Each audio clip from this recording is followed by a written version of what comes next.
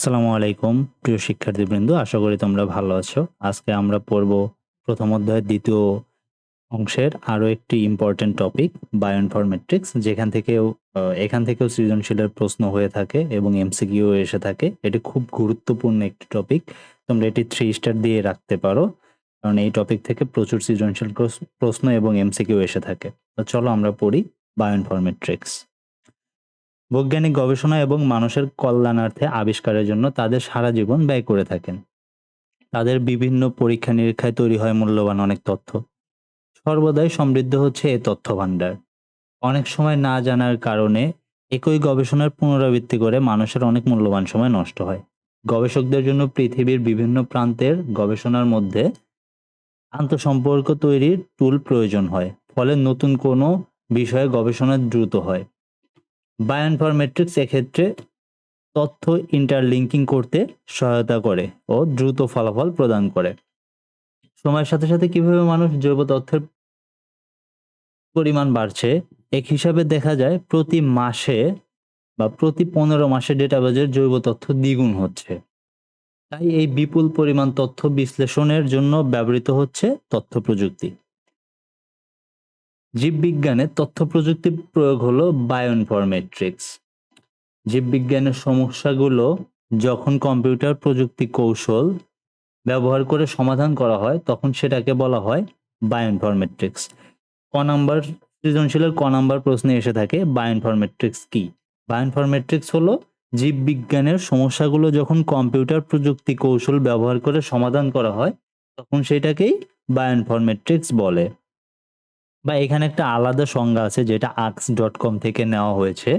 সেই সংজ্ঞাটি হলো বায়ো ইনফরমেট্রিক্স হলো বিজ্ঞানের সেই শাখা যা বায়োলজিক্যাল ডেটা অ্যানালাইসিস করার জন্য কম্পিউটার প্রযুক্তি, ইনফরমেশন থিওরি এবং গাণিতিক জ্ঞানকে ব্যবহার করে।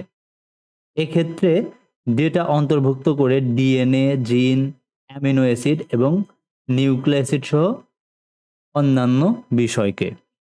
তোমরা এই দুইটি সংখ্যার যে কোনো একটি সংজ্ঞা যদি পরীক্ষায় আসে, দুইটি সংখ্যা যে কোনো একটি সংজ্ঞা দিলেই হয়ে যাবে। তো যে কোনো একটি পড়ে নিলেই হবে এখান থেকে।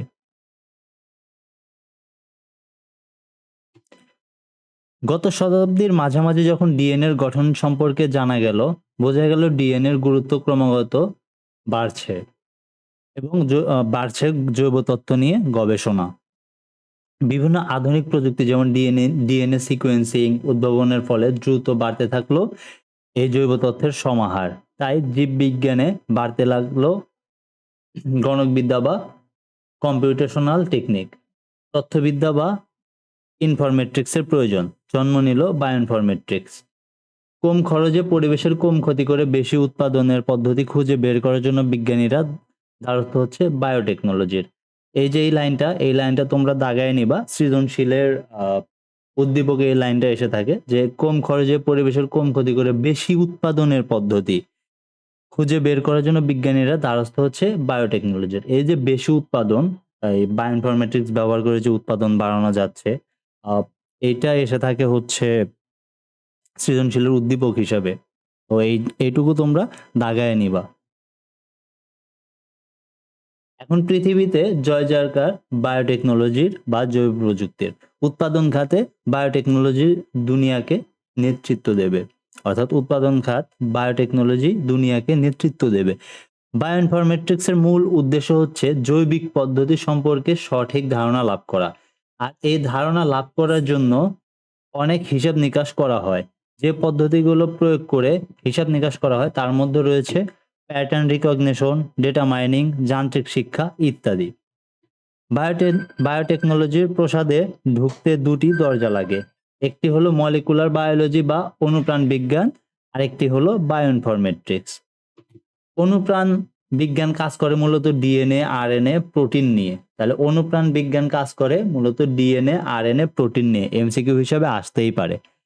আর বায়ো ইনফরমেট্রিক্সের প্রধান গবেষণাধীন এরিয়া হলো সিকোয়েন্স অ্যানালাইসিস, জিনোম অ্যানোটেশন, তারপর হচ্ছে literature analysis, computational evolutionary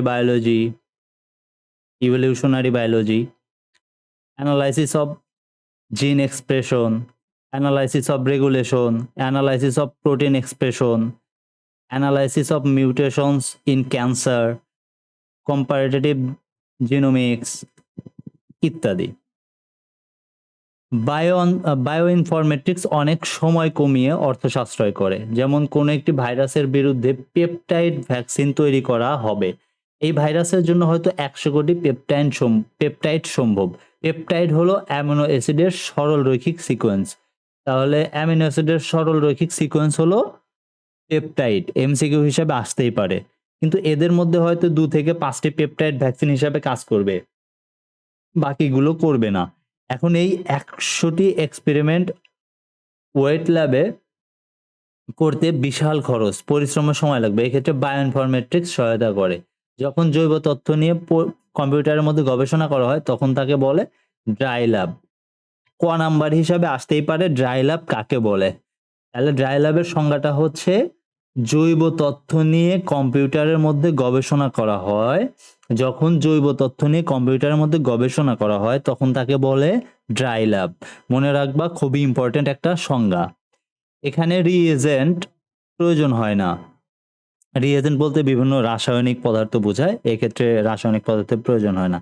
dry ল্যাবে বিজ্ঞানীরা তথ্য প্রযুক্তির সহায়তার নানা ধরনের বিশ্লেষণ করে থাকে। ত্রিমাত্রিক মডেলিং, সিমুলেশন বিশ্লেষণ করা, যার কাজ করতে পারে সম্ভাব্য এমন 10টা পেপটাইড বের করে আনতে পারেন। অতঃপর ওয়েট ল্যাবে 170টি পেপটাইড নিয়ে কাজ না করে মাত্র 10টি পেপটাইড নিয়ে কাজ করে কাঙ্ক্ষিত সফলতা পেতে পারেন। এভাবেই বায়োইনফরমেট্রিক্স 10 ভাগ কাজ, সময়, পরিশ্রম ও অর্থ কমিয়ে দেয়। ধান, গম, পাট সহ নানাবিধ ফসলের উন্নত জাত উৎপাদনে মিউটেশন ব্রিডিং বা সংকরায়ন প্রক্রিয়ার উপর নির্ভরশীল। সংকরায়ন পদ্ধতিতে কাঙ্ক্ষিত এক বা একাধিক গুণাবলীর উপর নির্ভর করে কয়েকটি জিনকে একটি জাতের মধ্যে আনা হয়।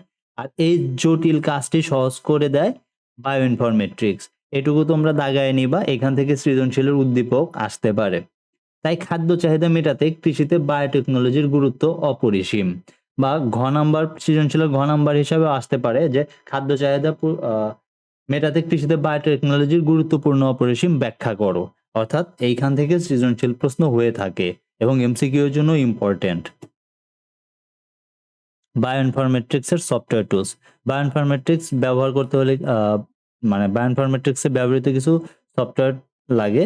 সেগুলো হচ্ছে বায়োইনফরমেট্রিক্স কৃত্রিম বুদ্ধিমত্তা, data mining, soft computing, image processing, simulation algorithm ইত্যাদি ব্যবহার করা হয়। আর এতে সফটওয়্যার টুলস হিসাবে জাভা, এক্সএমএল, পাইথন, সি, সি++, এসকিউএল, ম্যাটল্যাব ইত্যাদি অ্যাপ্লিকেশন ব্যবহার করা হয়ে থাকে। ওপেন সোর্স বায়োইনফরমেট্রিক্স সফটওয়্যার হিসাবে বায়োজাভা, বায়োরুবি, বায়োইক্লিপস ইত্যাদি সফটওয়্যার ব্যবহার হয়ে থাকে। এখান থেকে এমসিকিউ আসতে পারে যে ওপেন সোর্স বায়োইনফরমেট্রিক্স সফটওয়্যার হিসাবে ব্যবহৃত হয় নিচের কোনটি, বা সফটওয়্যার টুলস হিসাবে ব্যবহৃত হয় নিচের কোনটি। এমসিকিউ এর জন্য এই 3টা লাইন খুবই ইম্পর্টেন্ট। অর্থাৎ বায়োইনফরমেট্রিক্সে ব্যবহৃত যে সফটওয়্যার টুলস, এখান থেকে এমসিকিউ আসতে পারে।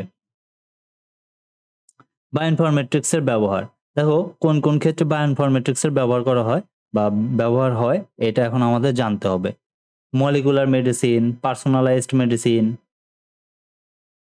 প্রিভেন্টেটিভ মেডিসিন, জিন থেরাপি, ওষুধের মান উন্নয়ন, microbial genome application, waste clean up, আবহাওয়া পরিবর্তন শিক্ষা, বিকল্প শক্তি উৎপাদন, বায়োটেকনোলজি, অ্যান্টিবায়োটিক রেজিস্ট্যান্স, মাইক্রোবেজের ফরেনসিক বিশ্লেষণ, শস্য উন্নয়ন, কীটপতঙ্গ প্রতিরোধ, পুষ্টির মান উন্নয়ন, বিবর্তন শিক্ষা, ভেটেরিনারি বিজ্ঞান ইত্যাদি। এই সকল শাখাই হচ্ছে তোমার বায়োইনফরমেট্রিক্স ব্যবহার করা হয়। এই পর্যন্তই ছিল হচ্ছে বায়োইনফরমেট্রিক্স এর জন্য।